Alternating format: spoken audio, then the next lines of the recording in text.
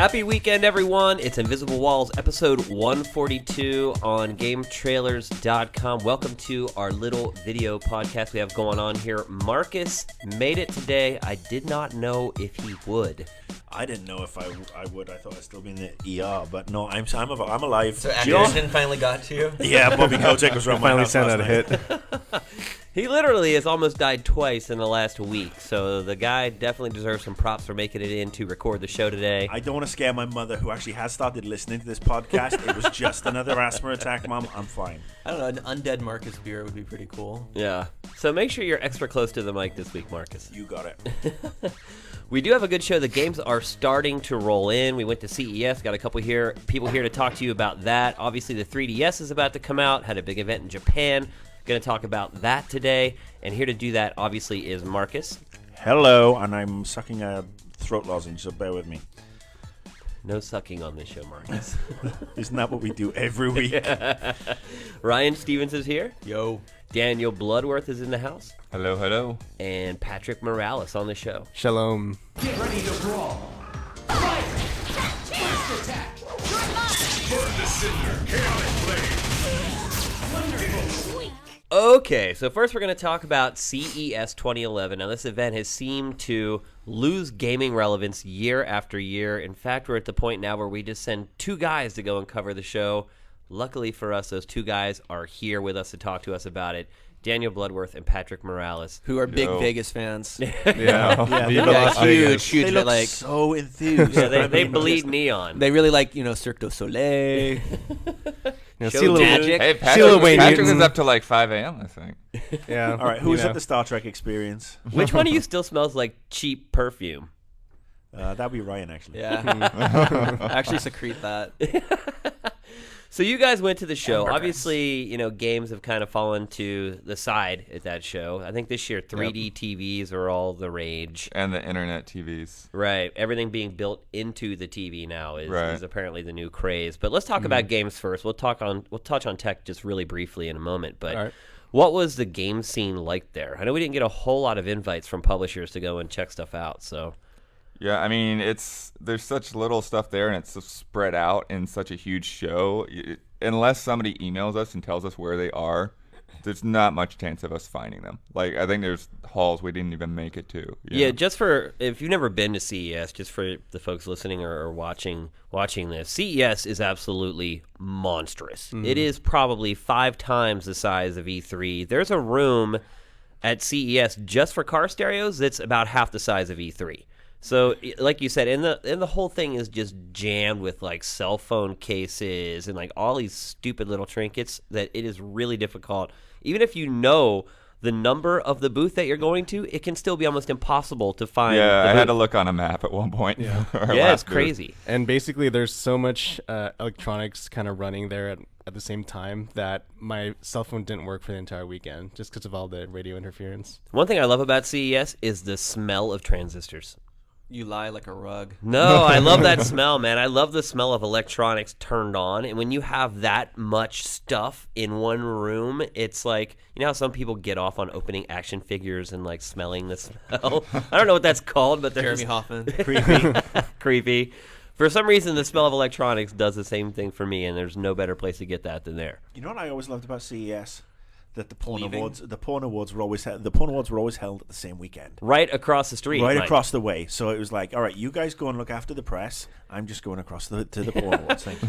Yeah, we do actually go and cover that for Spike.com as well. So while these guys are across the street at CES, we have guys from Spike.com over at AEE, probably having a whole lot more fun than you guys had. Yeah. Or not. Can I go work for Spike now? No. So what were sort of the big games you guys saw? What were the big announcements? Yeah, well, actually, Sony actually stepped it up as far as game space in their booth. They actually had a section with, just PS3 games. But as far as new stuff, man, it was no. What about Microsoft? Now, Microsoft usually has a huge booth there. Like right when you But walk all in. of their games were things that were already out. The only Yeah. thing that wasn't out yet was like the Fable 3 for PC. I'm wondering what they're hoping to accomplish with that. Showing games that people can already buy. It's a different market. You Yeah, gotta market remember, she should it is probably CES. It's consumer. It's a consumer electronics show. It's a public show. It's not a trade show. It's not like E3 where you've got the press and you've got the buyers coming around who are seeing stuff that's going to be out at Christmas. This is 100% for the public. So put it, unless you've got a game that's coming out, say, in the next 6 weeks, and you want to really stimulate the pre-orders, there's not much point in putting it out this early. You don't want people playing it because then it throws away chances of betas and all that other fun stuff that you get to do in the PR marketing cycle. So, CES is, it's become less and less every year. We've got E3. I think anybody who goes to CES now has a game that's just about to ship or has shipped, and they just want, oh look, play this, whether it be Fable 3 or on the PC, it's coming out, go and put a pre-order in. That's all there is to it, really. I mean, I've been scheduling CES for game trailers for the last 200 years. I don't know. I lose track. There's no seasons anymore. But it seems like it's never been the biggest blip, but it, like this year in particular, seems to have waned quite a bit. Well, Capcom We went in there with a schedule of like 2 appointments. Yeah. Well, didn't Capcom normally used to have some sort of blowout at CES every year? It was normally they had one this year too, but But it's this year, offsite, It's not even at the convention. this year in particular seemed pretty tiny, and then sometimes people like didn't you guys found some like random dudes hanging out at didn't you see like some like what did I see? Like the Blob 2 was at like some random Samsung or something. Oh, like it was that. at Yeah. NBC Universal. Yeah, They've people had a few kind of have like these weird little little random games in partnerships, there. but there's not even PR people here. It's like they bring this is like the brand managers get to come out and like rub shoulders with the common folk and be like, hey, do you want to see our game that's already out or coming out in the next couple of weeks? Well, that's the thing. I mean, the press turnout is still people go every year. I mean, obviously you sent these two poor bastards and a camera crew.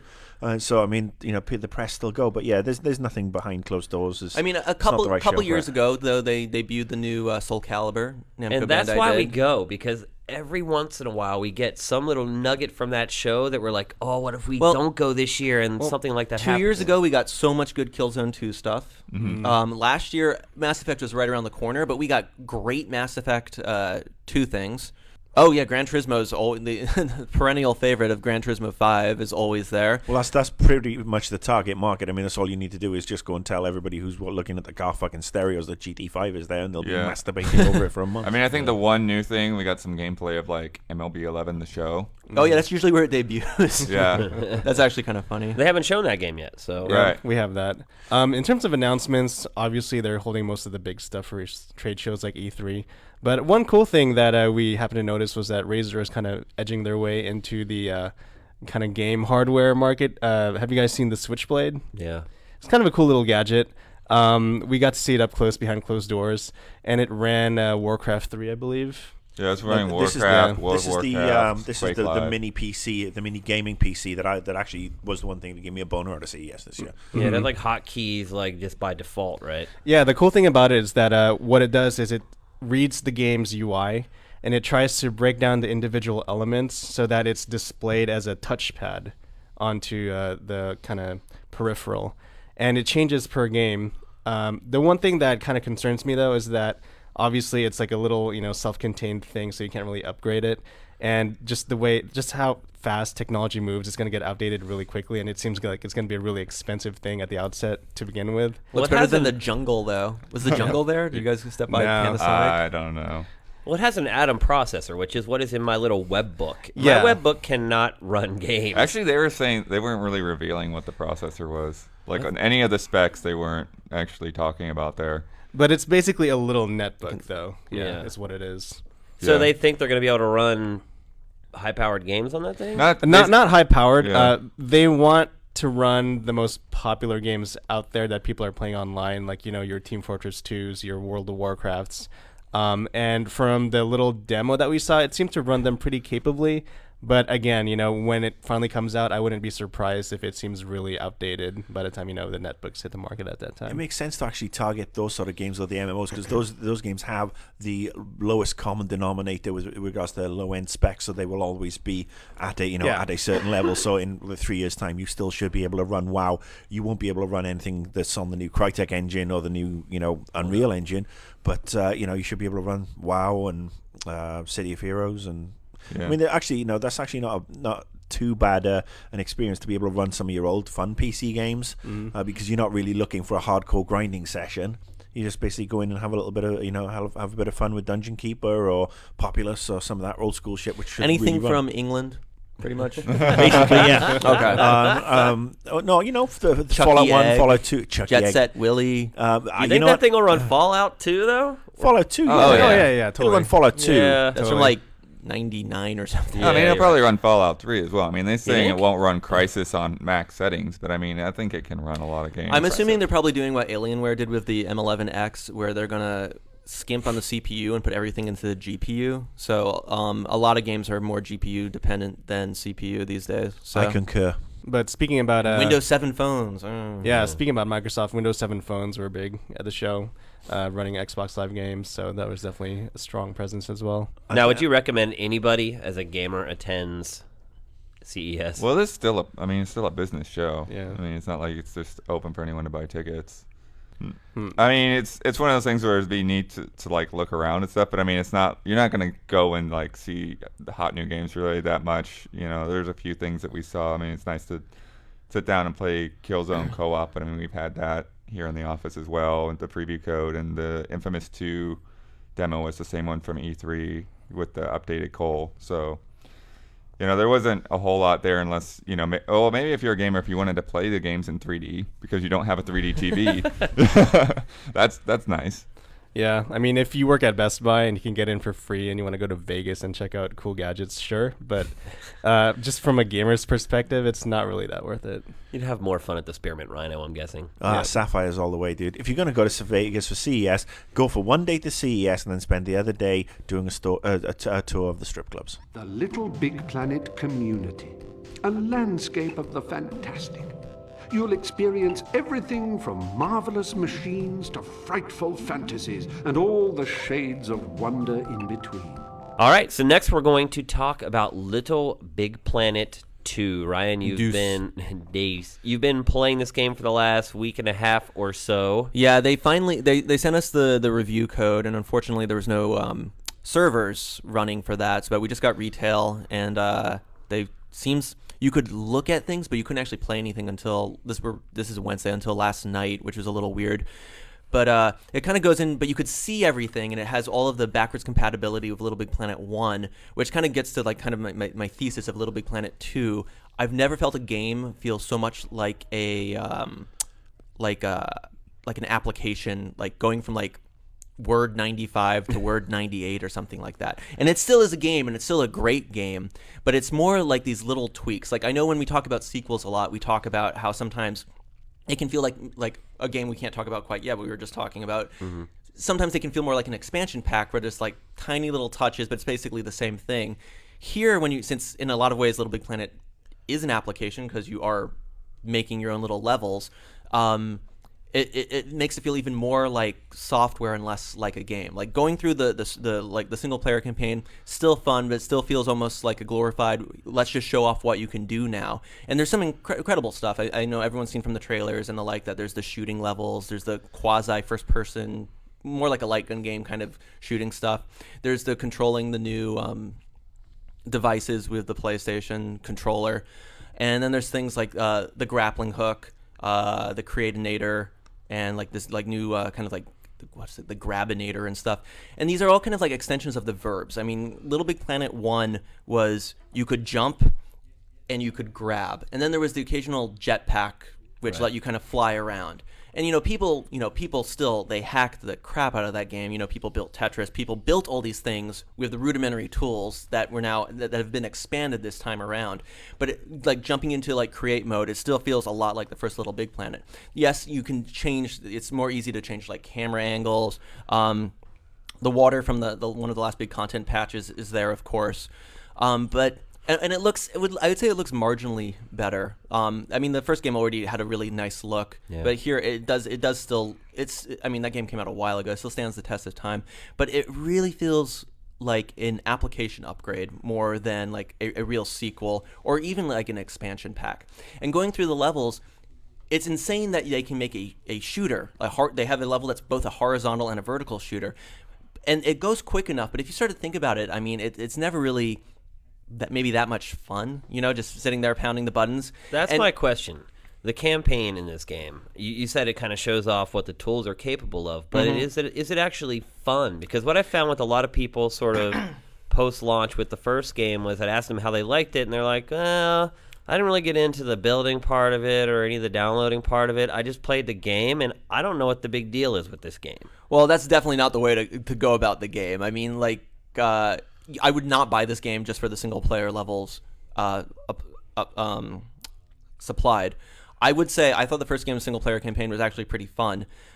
This one I felt a lot shorter to me, and it's still fun to get through, but all of the big things that people did not enjoy about the first game, the floaty controls, and we know why they're there. They're there so you can make a level that has this margin of error where not everything has to be, a Super Meat Boy pixel perfect jumps and stuff like that.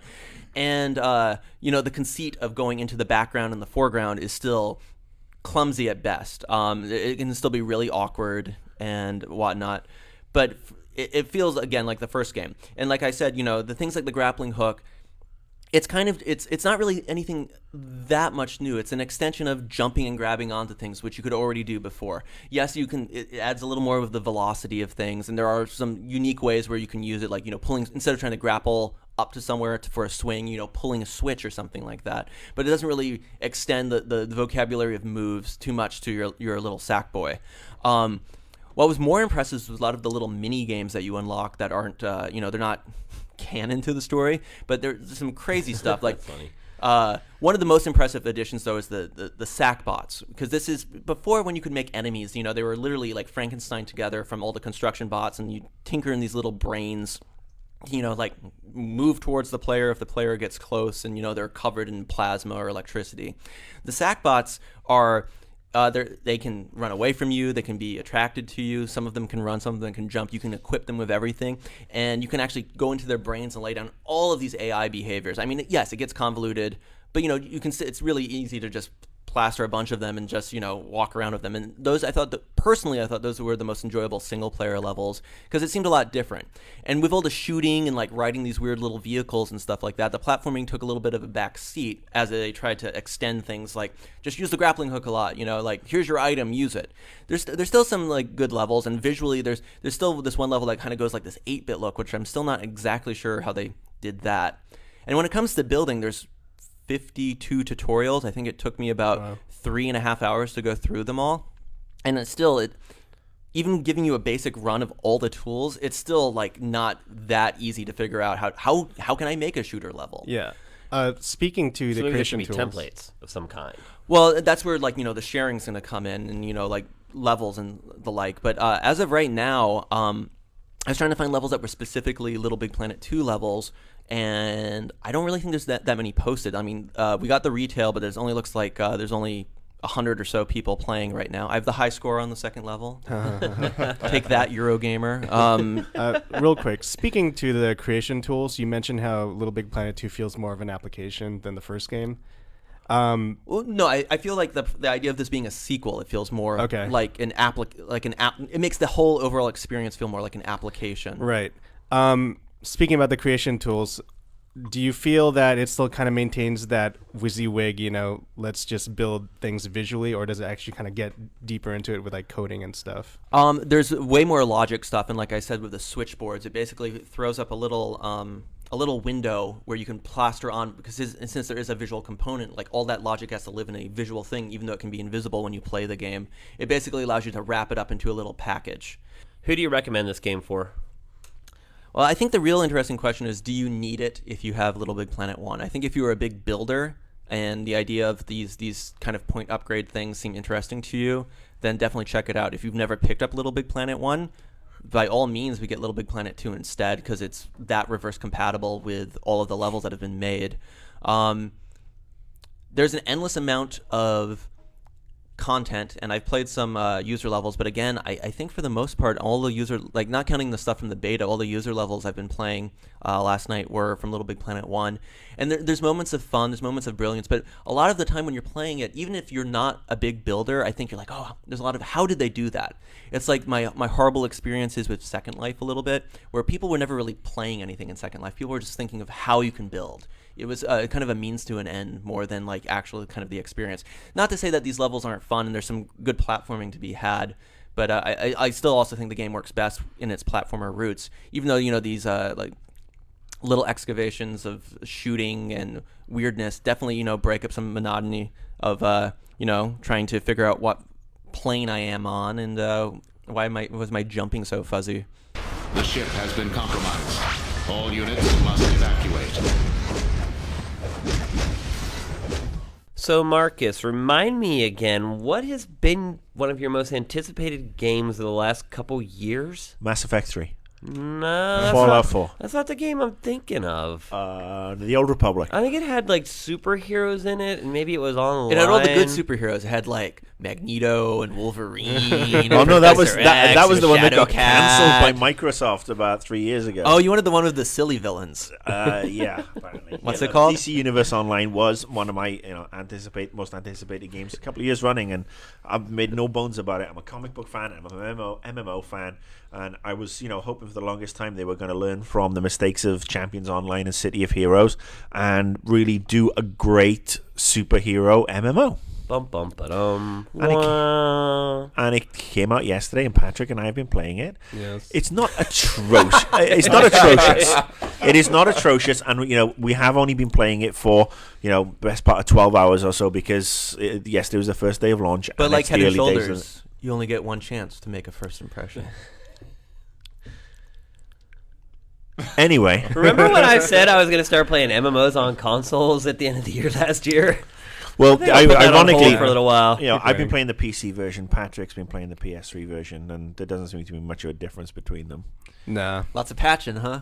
Already? Yeah. Oh, it was great. Oh, yeah. Yeah. On day one, it was like a 8 gigabyte point, it was patch, 8.8 gigs. which Wasn't confuses there a me. 16 gig PC installed to and begin with? PS3. Yeah, Whoa. it's really puzzling because the Blu-ray. 8 gigs. Yeah, the Blu-ray should conceivably hold that much data, right? Oh, yeah. And So the I don't PC know why came on 2 I had to DVDs. download a bunch. Yeah, the Blu-ray holds 25 gigs, I believe. Well, the PC came on 2 DVDs, and yeah, I mean, after I reinstalled DirectX and then sat down and waited for an hour and a half for the 8.8 gigs. You 'cause downloaded 8.5 gigs in an hour and a half? it was That's pretty good. it was DSL. my DSL, but yeah, it was a good 90 minutes. After everything, that it just took an age, and it's obviously a work in progress, and it is the first 24 hours of any MMO, and Usually a little rocky. I mean, no problems with connections at all. I've managed to get into my servers every time. No problems with the character setups. But when you create your different archetypes, and whatever archetype you create, whether it be Batman is your mentor or Superman or Now, you cannot play as Batman, Superman, blah, blah, blah. no, you can play as sort of like Cheap knockoffs. cheap knockoffs, basically. And Great guy. Patrick's you're playing as a Superman knockoff, dude. and I've got a Batman knockoff. Yeah, the idea in the game is that there's this kind of invasion going on Earth, and they use these little technological insects to kind of siphon the DNA from all the superheroes on Earth, and they're kind of infusing that into humans as kind of test subjects. So that kind of explains the outset of all these, Not that new they really superheroes. needed to. Well, I gotta say, Yeah. the intro movie is freaking good. Is the it? intro movie that is good. The, It's the huge 20-minute long trailer. It is. that's Yeah, fan service? the huge pitch battle between Luthor's people and Superman, and it actually is very well directed, and it's that's And was a probably high not point made for me. by the team that actually made the game. no, that was actually I think that was done by Bruce Timm and the DC Yeah. animation team. I mean, because they had the voices in there of the cartoon people. Did you get a DC chubby when you watched it? No, I didn't get a DC chubby, but no, I enjoyed it, and then I enjoyed the movie. I enjoyed the movie, and then you get into the You game. needed a and- tissue afterwards. If it's to me, it seems, they've purposely decided to copy City of Heroes, and it's City of Heroes when it first launched with a much snazzier engine. I mean, the game looks pretty. It's Unreal 3, Yeah. and it runs nicely on my laptop. When you say City of Heroes, that makes me think, and I've seen a couple demos of the game, but I don't know too much about it. But when I hear City of Heroes, I think kind of quick gameplay, quick combat, big focus on combat, and It's a brawler. but also kind of sparse in the Yep. other departments. Like, is there inventory and stuff like that? Or There is. You see a lot of the conventions in other MMOs, like earn equipment, you quest, you explore the world. It still has all of that in there. But like State of Heroes, it's kind of bare bones. One of the things that I didn't like about State of Heroes was that it was a little formless in terms of kind of class roles. Like, you know how MMOs, usually have the tank, the, DPS, the heals.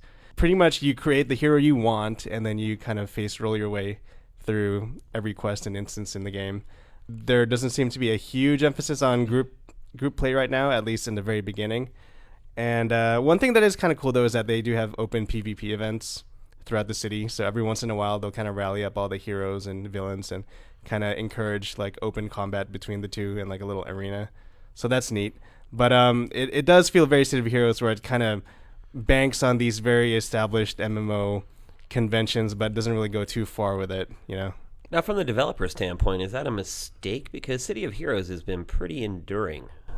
Well, City of Heroes has lasted, and there's a lot of hardcore fans out there still. Yeah, Megan, in fact, still plays City of Heroes. I went back to play City of Heroes last year, and honestly, it kind of left me cold. It is pretty dated. It is really quite dated, and I don't think.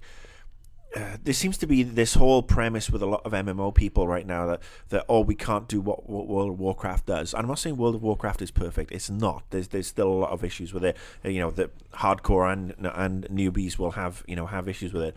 But I'm beginning to think it does so much of the basics right that taking those basic presets and slapping skins on them, whether they be Star Wars skins or superhero skins, is actually probably a good way idea. to get going, because they right. do a lot of stuff very, very well. I mean, the UI is a little unwieldy. I mean, just quitting in and out. I mean, the PS3 version, the lag time you get, just going from menu screen to menu screen. It just the trade. It doesn't feel immersive. When you're going in, and you're going to buy stuff from people. There's not much of an explanation behind what you're buying. And why you need to buy it. I mean, it just seems very much sort of like, there you go, I'm going to throw you in the deep end, swim away. I would make a small argument that WoW is definitely good at what it does, but if you throw someone into the deep end of, or you start anyone off on WoW, and yes, it is way user friendly with their little tooltips and stuff, but it's still throwing a lot of stuff at you. It's still, MMOs are unwieldy. They're complicated. But yeah. I mean, WoW they've managed to refine that experience for the new player coming in. What's the monthly charge for the game? It's $15. Yeah. And free first month, I'm assuming? Yeah, first 30 days free. And it has been a bit of a rocky start and not the greatest first impression. But I think to DCUO's credit, we haven't really seen this strong a push of an MMO on a console since, I guess, Final Fantasy XI. Yeah. And despite some kind of janky tech problems, like, slow menus popping up, I've had the game crash on me. I've had corrupted data. If once you kind of get the wheels rolling, it handles pretty decently on a PS3, which I kind of have to give it credit for. Yeah, that's the big question. I mean, how does it play with a controller? Pretty well. I think that's partly due to the fact that it doesn't control like your standard MMO. It actually kind of fits more the mold of a beat-em-up brawler, as Marcus said. Something I am disappointed, though, is that even though it kind of goes out of its way to kind of evoke a more action-oriented experience, you do combos, you do kind of like positional moves, you jump around, you run, you fly. It doesn't really weave that into the overlying kind of questing in a very neat way. It's still very much, kill 10 of these guys, then go over here and destroy these 5 things. Everything in the game is answered by just beating it up. It doesn't do any kind of cool things like, stealth missions or, infiltration or like escort or anything kind of out of the box. It's like very, very, very escort missions out of the box. I mean, to be fair, or anything out of the box. Right. We're both low-level characters right now. I mean, that's true. That can improve. It is our first 24 hours. And I think it's something that perhaps at the end of our 30-day subscription, I think me and Patrick will come back and we will give our updated impression as to are we going to carry on and start paying for it? See how it is when we've both got 30 or 40. Levels behind us. I'm hoping it's going to improve and evolve. As of right now, would you see yourself playing a second month of it? Ask me again in 2 weeks. We'll do that. Nintendo World 2011任天堂 3DS 体験会にご来場いただきまして誠にありがとうございます。 All right, everyone. So here comes the 3DS party about to hit the United States in a couple months. Had the big party in Japan already. Kind of released all the specs for the system. Some good, some not so good. Actually, some of them really not so good. Battery life. Ooh. Yeah, that battery life spec that came out, I think that was vastly underwhelming. I mean, that's PSP levels worse than PSP Well, levels. the real problem is that it takes as long to charge it as it does to expel it. It's like 1-to-1. I thought that was a typo at first. Like, there's no way that's real. Wow, that's Like pretty bad. 3.5 hours to charge it, and then 3.5 hours and it's dead. That's 3.5 hours in 3D mode. Now, I'm guessing you can turn 3D modes off to Right. get an extra hour and a half of battery time. And I mean, to be fair, Nintendo does always undersell its handhelds. Like a lot of times they'll say, oh, it gets 7 hours, and it really gets like 10 or 11. Yeah, there are times where like I won't charge my DS for like a week, and I'm using it every day, and like Oh, this my thing's DSi is still a going. beast. It Yeah. never needs a charge. But they also advertise that as like 12 hours, and it gets a little more than that. So if they're saying 3.5, we're probably guessing around 5. It's actually a very smart business tactic. Under promise and over deliver. It is. Yeah, I was just laughing at some of the people who are like raging over this, and they're like, "I'm going to wait for the eventual redesign this fall," and I'm like, This fall? Yeah, good luck with Well, that. when is that? No, that's not happening. Yeah, I agree. I think they're just covering their butts and like prepping people for it. It's not going to be as robust as the DS, DSi, DSi XL. Well, just like the But- health warning last week. Yeah. We were Yeah. talking- I mean, like that turns out to be almost bogus. Well, the doctors now are saying that it actually will train your eyes. They're going to release like eye training, train your eyes in minutes a day, like the sister product for brain training. But the casing, I cannot get over the colors of the 3DS. Like, I hate the colors. We've seen those same colors for a while, though. Right. And I still hate them. Like the two-tone, like a lot of times Nintendo will show something first, and then when they're finally about to release it, it looks different. They have different colors available, but it's looking like they're rolling with that, like... No, there's the black one. There's a Yeah, solid there is black. an all there's black? an all Yeah. black Oh, yeah. one. Are you kind of hoping like the all white one, like the Apple Yeah, I was talking look? about like Yeah. the green and the blue, Yeah, and then, like there's the the- fuchsia and the red. Yeah, there's the bluish one, and then there's the all black one. Are they So the the same- red one's not coming out here at launch. Oh, we don't know. We don't know any of We the don't know colors that anything are about coming what out the US here. really, so- Japan is just like the aqua blue and Cosmo black, whatever the heck. Yeah, those are the only two. And then supposedly Australia is getting a red one, so Gotcha. that's all we know. Are those the same colors we saw at E3? All blue those one ones, is. yeah, those Yeah. were the ones that are on display. And then at Nintendo World, they had a few of those. They had the ones that would be in Japan on display. So Yeah, so let's talk about the launch games. 8 games that launch in Japan. Only one first-party game, Nintendogs and Cats. And then there's Street Fighter. Right. From Capcom. I just found it surprising that it's just Nintendogs and Cats coming from Nintendo, and all those big first-party titles they've been like touting for a while are later in the year. And Well, it's Kid Icarus was Yeah. supposed to be a launch game. That's the first game they showed. Right. I don't know if they ever Yeah, said I don't it know was if it's supposed to be a not, but launch game. I can see like it made sense. They showed it off at a big reveal. You would think that would be their their killer Flagship app, game, their killer yeah. app for it. Yeah. But I mean, it's just one first party title and a lot of room for third parties. So is this an indication that Nintendo's Starting to play nice. yeah? Well, giving them a fair chance? they've already said that they wanted to make it more, available for third parties. And Iwata also said in an interview this week that, they wanted to avoid that post-launch, dead zone. Yeah. So that, here's all these games and then here's nothing, which is kind of what we're seeing with like the Move and the Kinect right now. Yeah, exactly. I think Zelda will be a Christmas title. They'll basically sell out as fast as possible of all these games, and then come September, October, that's when you'll see the second. Only wave. 4 million units at launch. Well, that's only Better 4, go put in your pre-order, folks. well, that's 4 million units worldwide. 1.5 for Japan, 2.5 for the rest of the world. But that's only.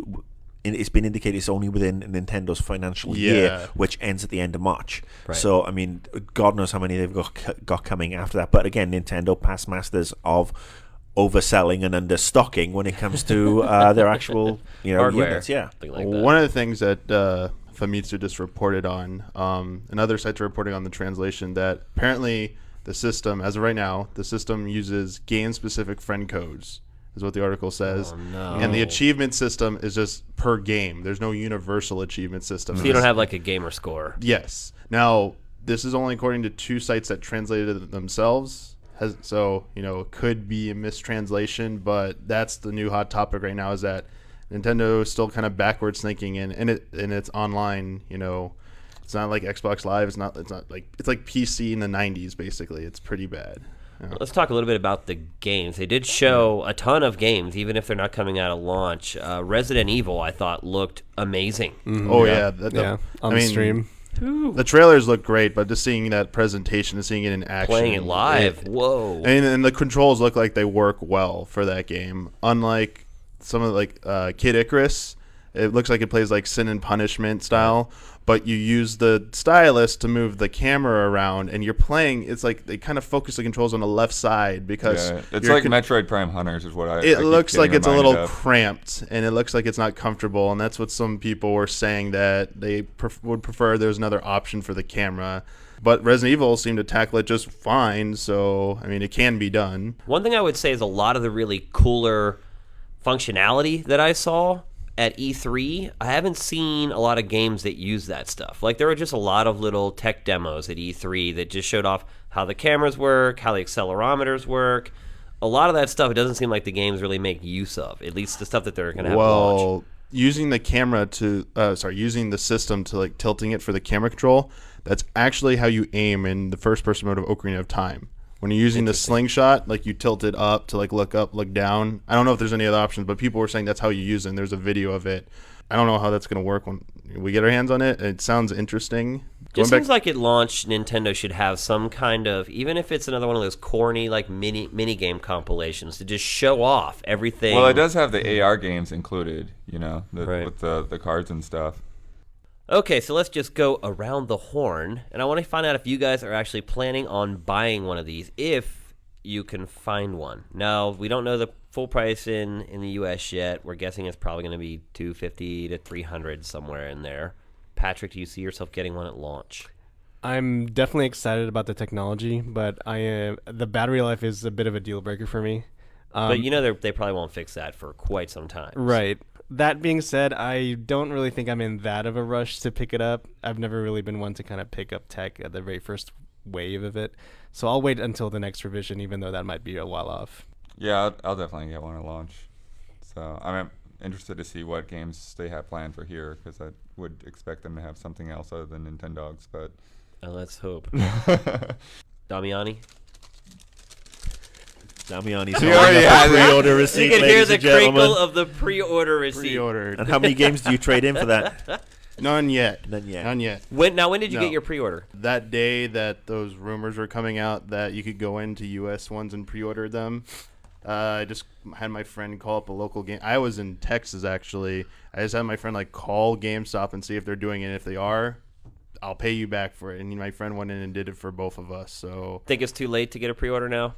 Oh, no, I'm sure you can go in. I just did it because, shame on Nintendo for the Wii launch and how the shortages were, if they were forced or if they really had Right. shortages. I don't want to deal with that. I'll just get one. I know there's not going to be a revision for a while. I mean, I'll play Street Fighter. I mean, I do want to play Zelda again, even though it's 10 years old and people nagging on the visuals and stuff, whatever. It's still going to be decent. But yeah, I just want to have one. I got the DS Fat when it came out just because I don't want shortages. So Clunky ass thing. Marcus. I probably won't get one until the beginning of the fall. I want to see what the software lineups are going to be like. I mean, I got the DS a couple of months after it came out, the first one, and to be honest with you, it's been lying unused for the longest time. I am not probably their target demographic, but I'm sure it will sell absolute wank loads. But yeah, if I got one right off the bat, it would be very covered in dust this summer. So yeah, I'll wait until I know what quality games are coming out. I mean, would it be fun to play Ocarina of Time again? Absolutely. If they're going to bring out some of the some of the old classic stuff from the GameCube and 3D that up, great. Resident Evil, looking forward to it. But I'll play yours, Shane. Yeah, I am getting one. I'm also a person who has a PSP Go. And I bought 3 different DSs at this point. So Sucker! I'm not a sucker, though. You guys will all be asking me to take my system home just like you just did whenever I get it. Provided I do get it, because it sounds at this point like you're way ahead of the curve. Definitely going to pick it up. Hopefully they'll have a couple extra games ready for U.S. launch. I'm not holding my breath. If I have to play Nintendogs and Cats, then oh shit. A new warrior has entered the ring! All right, everyone, thank you for watching and listening. Invisible Walls episode 142. The new year is pretty much in full swing. All the games are finally starting to come out. Also, Pack Attack coming back to GameTrailers.com this Saturday. Brand new season of that. Lots of big stuff afoot on Game Trailers. Thanks for watching. Thanks for listening. We'll see you next week. Invisible Walls is up and out.